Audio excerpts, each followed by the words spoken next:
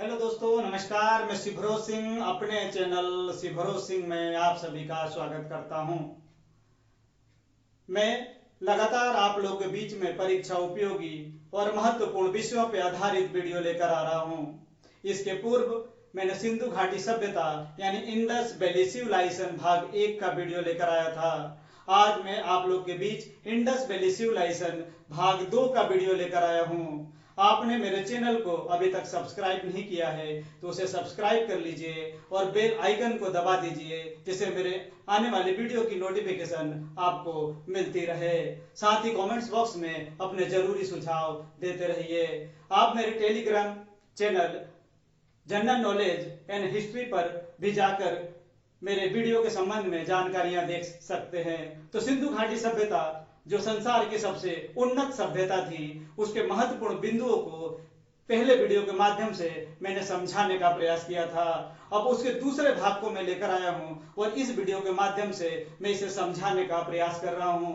पहले वीडियो में भी मैंने इसके काल निर्धारण को समझाया था कि सिंधु घाटी सभ्यता का काल कब से कब तक था। तो सिंधु घाटी सभ्यता का काल 2500 ईसा पूर्व से 1500 ईसा पूर्व तक था। उसके समकालीन सभ्यताएं कौन थी? तो उसके समकालीन सभ्यताएं मिस्र की सभ्यता थी। मिस्र जो आज अफ्रीका महाद्वीप में स्थित है और नील नदी के किनारे स्थित है। दुनिया की सारी सभ्यताएं नदियों के किनारे ही विकसित हुई है। दूसरी तरफ हम मेसोपोटामिया को देखते हैं। ये इराक के आसपास दजला फरात नदियों के किनारे स्थित थी। ये दोनों ही सभ्यता सिंधु घाटी सभ्यता की समकालीन मानी जाती है। अब इस महत्वपूर्ण बिंदुओं को यहाँ पर मैं आपके बीच और लाने का प्रयास कर रहा हूं, जो परीक्षाओं में निरंतर आते रहते हैं। तो चलिए पहले बिंदु को हम यहाँ देखते हैं। पहले महत्वपूर्ण तथ्य को देखते हैं कि स्वास्तिक चिन्ह जो हिंदू धर्म में पूजनीय है, यह सिंधु घाटी सभ्यता के दौरान भी पूजनीय था।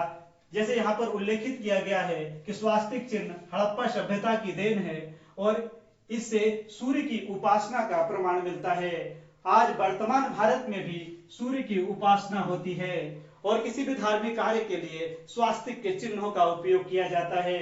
दूसरा महत्वपूर्ण बिंदु, दूसरा तथ्य हम यहाँ देखते हैं कि सिंधु सभ्यता का समाज मात्र सत्तात्मक था। यानी सिंधु सभ्यता के अंदर माताओं को अधिक महत्व दिया जाता था। इसका प्रमाण हमें मात्र देवी की प्राप्त मूर्तियों से मिलता है। इसके आधार पर अनुमान लगाया जाता है कि सिंधु घाटी सभ्यता मात्र सत्तात्मक सभ्यता थी। अगले बिंदु की तरफ बढ़ते हैं। तीसरे बिंदु की तरफ हम देखते हैं कि उस सभ्यता के लोग किस प्रकार के वस्त्रों का उपयोग करते थे। तो सिंधु घाटी सभ्यता के लोग सूती और ऊनी वस्त्रों का उपयोग करते थे। चौथे बिंदु को हम देखते हैं कि सिंधु सभ्यता के लोग यातायात के लिए किन साधनों का उपयोग करते थे। तो सिंधु सभ्यता के लोग यातायात के लिए बैलगाड़ी और भैंसा गाड़ी का उपयोग किया करते थे। अब अगले बिंदु की तरफ बढ़ते हैं और देखते हैं कि सिंधु सभ्यता का प्रशासन किसके द्वारा चलाया जाता था। तो हड़प्पा सभ्यता, जिसे सिंधु सभ्यता के नाम से जाना जाता है, इसका प्रशासन वणिक वर्ग, हड़प्पा के प्रमाणों में यह मिला है कि इसका हड़प्पा सभ्यता का प्रशासन जो है वणिक वर्ग के हाथों में था। यानी वणिक वर्ग के माध्यम से इसके शासन प्रणाली को चलाया जाता था। छठे बिंदु की तरफ हम बढ़ते हैं और देखते हैं कि वहां पर किस प्रकार की लिपि का उपयोग किया जाता था। तो उस समय भाव चित्रात्मक लिपि का उपयोग किया जाता था, जो दाएं से बाईं ओर लिखी जाती थी। ये परीक्षाओं के दृष्टिकोण से बहुत ही महत्वपूर्ण है। मैंने सारे महत्वपूर्ण बिंदुओं को परीक्षा के दृष्टिकोण से समझाने का यहाँ प्रयास किया है। सातवें बिंदु की तरफ चलते हैं और ये बहुत सी प्रतियोगी परीक्षाओं में बार बार पूछा गया है कि मेसोपोटामिया, जैसे हमने कहा है कि सिंधु घाटी सभ्यता के समकक्ष ये सभ्यता थी, उसके अभिलेखों में वर्णित, इसे कोड कर लीजिए, मेलुहा शब्द। ये मेलुहा शब्द का अभिप्राय जो है सिंधु घाटी सभ्यता से ही लगाया जाता है। आठवें बिंदु की तरफ चलते हैं और परीक्षाओं में कई बार लोथल के विषय में प्रश्नों को थोड़ा घुमाकर पूछ लिया गया कि लोथल जो है किस नदी के किनारे स्थित है। तो लोथल जो भोगवा नदी, इसे कोड कर लीजिए, भोगवा नदी। लोथल भोगवा नदी के किनारे स्थित है, जो अहमदाबाद गुजरात में का एक महत्वपूर्ण नगर है, जो सिंधु घाटी सभ्यता के प्रमुख नगरों में गिना जाता है। नवे बिंदु की तरफ बढ़ते हैं और इसको देखते हैं कि सिंधु सभ्यता एक नगरीय सभ्यता थी। मैंने पिछले वीडियो में भी इसे बताने का प्रयास किया था कि सिंधु सभ्यता आज की सभ्यता जो आज की जिस प्रकार से उन्नत सभ्यता है, उसी प्रकार से एक नगरीय उन्नत सभ्यता थी। अब हम इसमें पाते हैं कि इसके परिपक्व अवस्था वाले नगर, सिंधु सभ्यता में तो बहुत सारे नगर मिले हैं, लेकिन इसके परिपक्व अवस्था वाले नगर कौन कौन से हैं, तो यहाँ कोड कर लीजिए। 6 नगरों को मुख्य रूप से परिपक्व अवस्था वाले नगर माने गए हैं। उन नगरों की तरफ हम अपना दृष्टि डालते हैं। नंबर 1 देखते हैं मोहनजोदड़ो। मोहनजोदड़ो जो पाकिस्तान के लरकाना जिले में स्थित है, यह सिंधु सभ्यता के महत्वपूर्ण स्थलों में है। दूसरे स्थल की तरफ हम बात करते हैं हड़प्पा, जो वर्तमान पाकिस्तान के मांटगोमरी में स्थित है, और यह भी सिंधु सभ्यता के परिपक्व नगरों में गिना जाता है। तीसरे नगर की तरफ हम देखते हैं गनवारीवाला, यह भी सिंधु सभ्यता के महत्वपूर्ण नगरों में माना जाता है। धौलावीरा, धौलावीरा जो गुजरात के कच्छ जिले में स्थित है, सिंधु सभ्यता का एक बहुत ही प्रसिद्ध नगर था। राखीगढ़ी, राखीगढ़ी जो हरियाणा के हिसार में स्थित है, जैसे आप यहाँ देख पा रहे हैं हिसार हरियाणा के हिसार में स्थित है, यह सिंधु सभ्यता का बहुत ही महत्वपूर्ण नगर था।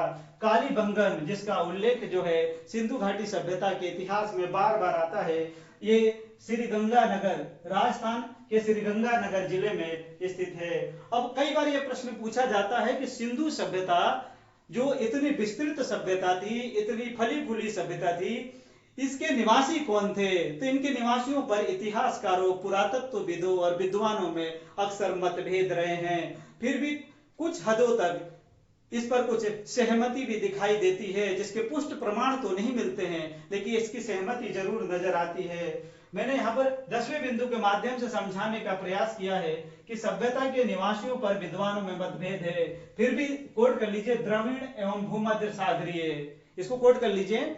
द्रविड़ और भूमध्य सागरीय को जो है इसका निवासी माना गया है।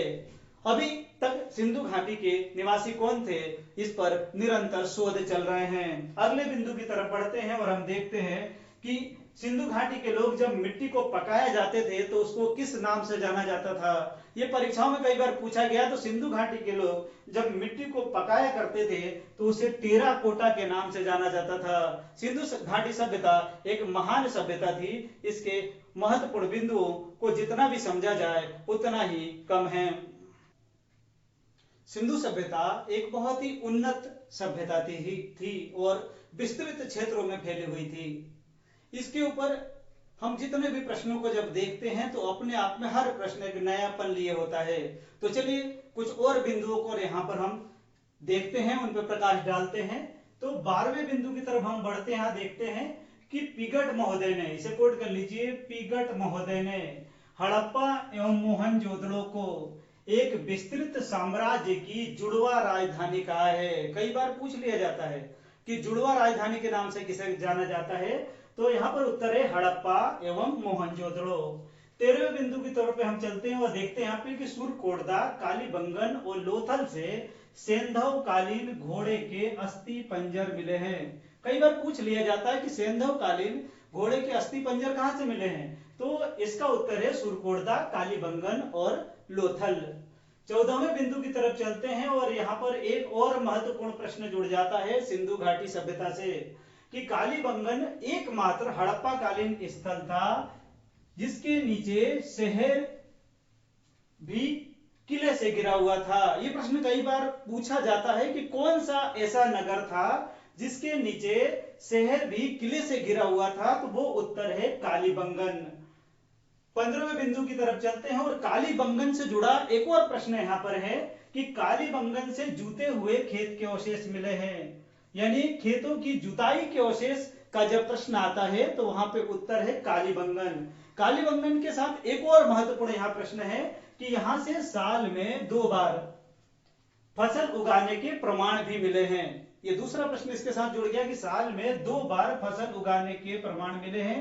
और सिंधु घाटी सभ्यता कैसे नष्ट हुई, इसको लेके इतिहासकारों में मतभेद है, लेकिन यहाँ पर इससे जुड़ा एक तथ्य और आकर यहाँ जुड़ता है कि यहाँ से भूकंप आने के प्राचीनतम साक्ष्य मिलते हैं। कालीबंगन से भूकंप आने के प्राचीनतम साक्ष्य मिलते हैं, जिससे इस सभ्यता के नष्ट होने का अनुमान लगाया गया है। 16वें बिंदु की तरफ देखते हैं कि मोहनजोदड़ो से हुई खुदाई से अब क्योंकि बार बार ये प्रश्न आता है कि भाई सिंधु घाटी सभ्यता के अंदर वहां का जो समाज था कितने भागों में बटा हुआ था, तो यहाँ पर मोहनजोदड़ो से जो खुदाई हुई है उससे जो प्रमाण मिलते हैं उससे ये पता पड़ता है कि वहां का समाज 4 भागों में बटा हुआ था। पहले भाग के रूप में हम देखते हैं विद्वान वर्ग, दूसरे भाग के रूप में देखते हैं योद्धा वर्ग।